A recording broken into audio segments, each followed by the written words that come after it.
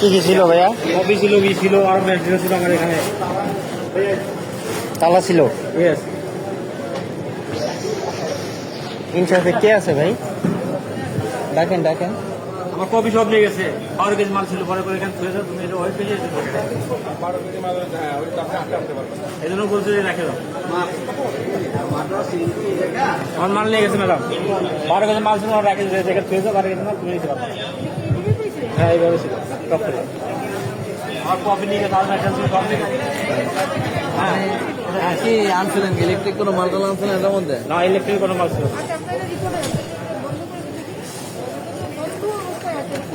বলছে আমার চেন ছিল, আমি তো লক করিনি। এখান থেকে বন্ধ অবস্থা, এখান থেকে আমি চেক করছি, এখানে আইনি ওনার সামনে দেখেন।